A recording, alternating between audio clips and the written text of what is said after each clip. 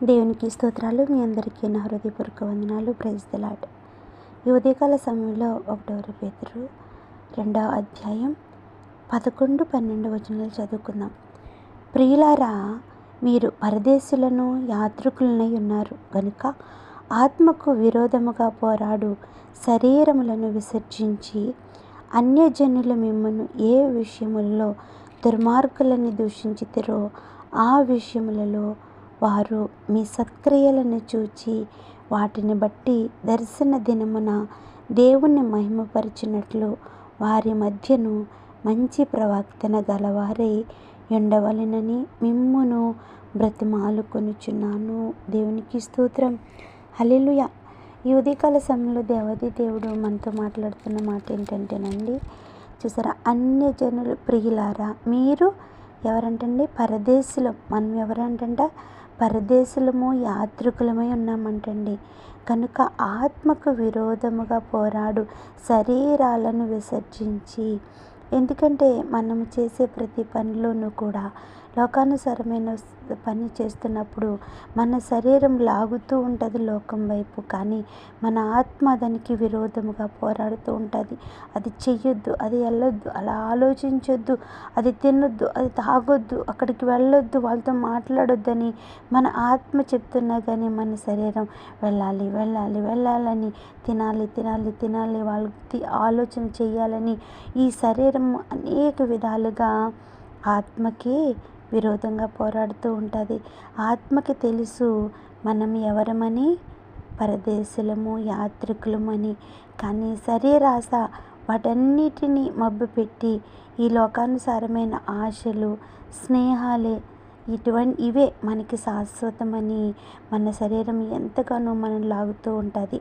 అప్పుడు చూసారా, శరీరము మనం లాగినప్పుడు ఆ విషయంలోనంటండి, చూడండి, విరోధముగా పోరాడు శరీరములను విసర్జించి, శరీరం అని ఎప్పుడైతే లాగుతుందో వాటిని విసర్జించాలంట. అన్యజనులు మిమ్మల్ని ఏ విషయంలో దుర్మార్గం దూషించుతారో, ఎందుకంటే మన ఆత్మ మనల్ని వెనక్కి లాగుతున్నప్పుడు మన శరీరము వినక ఆత్మ మాట లోకానుసారంగా మనం తిరిగినప్పుడు అన్యజనులు మనల్ని దూషిస్తారు. దుర్మార్గులు, మీరు అబద్ధాలు చెప్తారు, మీరు మోసపు మాటలు చెప్తారు, మీరు అలా మాట్లాడతారు, మీరు ఇలా మాట్లాడతారు, మనం తప్పుడు చెప్పకూడదు, తప్పుడు మాటలు చెప్పకూడదు అంటారు కదండి. అలాగే చాలామందితో గొడవలు మాట్లాడకూడదు, దెబ్బలాటలు ఆడకూడదు అని చెప్తారు. కానీ చాలామంది దైవజనులు కూడా ఒక్కొక్క విషయంలో భయంకరమైన పోట్లాడుకుంటూ ఉంటారండి. అలాగే అనేకమైన మాటలు, లోకానుసారమైన మాటల ద్వారాని వారు ఎంతగానో అన్యుల దగ్గర ఏమని నిరూపించుకున్నారంటే దుర్మార్గులని ముద్ర వేయించుకుంటాం. మనం అందరము కూడా ఒక్కొక్కసారి కదండి. ఎందుకంటే మనకి ఓర్పు, సహనం అనేది ఉండదు కదా. మనము తగ్గించుకోలేము. మనకి ఉన్న కోపం, మనకున్న రక్తము అంతా ఉడికిపోయి మనము ఏదో ఒక మాట అనాలి. అది ఏదో చేశారంటే మనము కూడా ఏదో ఒకటి చెయ్యాలి. మనము దానికి ఎలాగైనా మనం మళ్ళీ రిపీట్ చేసి మనం చెప్పాలి, మనం తిట్టాలి అని అనుకుంటూ ఉంటాము.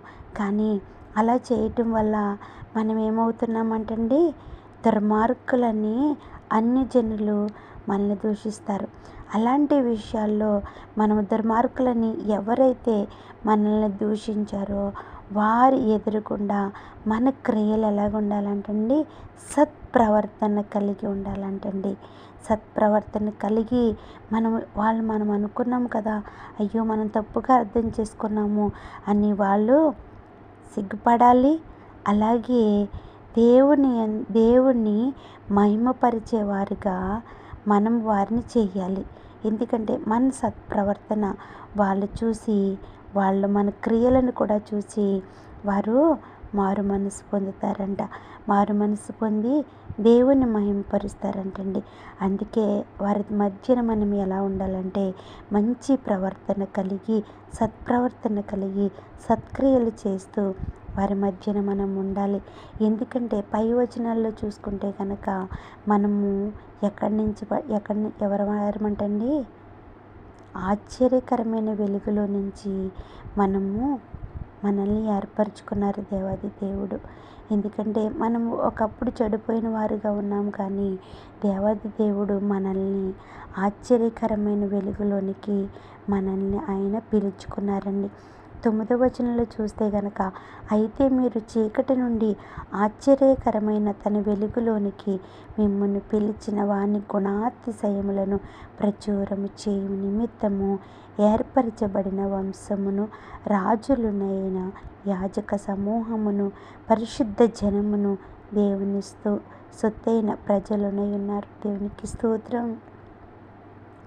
మనం ఎటువంటి వారంటండి? దేవుని సొత్తై ఉన్నామంటండి, దేవుని ప్రజలమై ఉన్నామంటండి, రాజులని యాజక సమూహంగా మనం ఉన్నామంట, పరిశుద్ధ జనముగా మీరు ఉన్నారంట. ఎందుకు ఉన్నామంటే మనము ఆయన రక్తంలో కడగబడిన వారుగా ఉన్నాము. మన శరీరము, మన హృదయము అనే మురికిని, మన హృదయంలో ఉండే మురికిని తొలగించుకుని బాప్తిసం ద్వారా ఆయన రక్తంతో కడగబడి మనము చీకటిలో ఉన్న బ్రతుకుల్ని దేవాది దేవుడు మనల్ని ఎక్కడ ఉంచారంటండి? ఆశ్చర్యకరమైన వెలుగులో ఉంచటమే కాదు, కానీ మనల్ని రాజైన యాజక సమూహంగా ఏర్పరచుకున్నారు, ఆయన సొత్తుగా ఏర్పరచుకున్నారు, పరిశుద్ధ జనంగా ఏర్పరచుకున్నారంటండి. అలాగే ఆయన గుణగణాలు మనలో మనము కలిగి ఉండి అనేక మందికి ఆయన గుణగణాలు తెలిపేవారిగా, మనలో కనపరిచేవారిగా ఉండాలని ఆయన ఆశ, ఆకాంక్ష.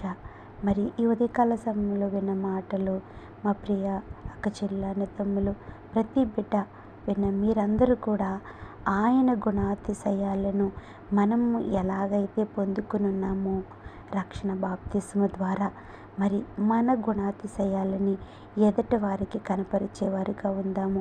ఎందుకంటే మనము అలా చెయ్యాలి, అలాంటి సువార్త చెప్పాలి. ఎందుకంటే అది చెప్పకపోతే మనము ఆశ్చర్యకరమైన వెలుగులో ఉన్నట్టు కాదండి. మనం ఎప్పుడైతే ఆశ్చర్యకరమైన వెలుగులోనికి వచ్చామో ప్రతి నిందను, అవమానాన్ని కూడా మనం భరించేవారుగా ఉంటాము, ద్వేషించే వారిని ప్రేమించేవారుగా ఉంటామండి. అలా ఉన్నప్పుడే కదండి మనల్ని ఎక్కడ ఉంచుతారంటున్నారండి ఆయన? ఆశ్చర్యకరమైన వెలుగులో నుంచి మనల్ని రప్పించారు, మనల్ని యాజక సమూహంగా చేస్తారండి, ఆయన సొత్తుగా మనల్ని ఏర్పరచుకుంటానని ఈ ఉదయకాల సమయంలోనూ నాతోనూ మీతోనూ మాట్లాడుతున్నాడు. ఈ కొన్ని మాటలు దేవుడు దీవించునుగాక. ఆమేన్.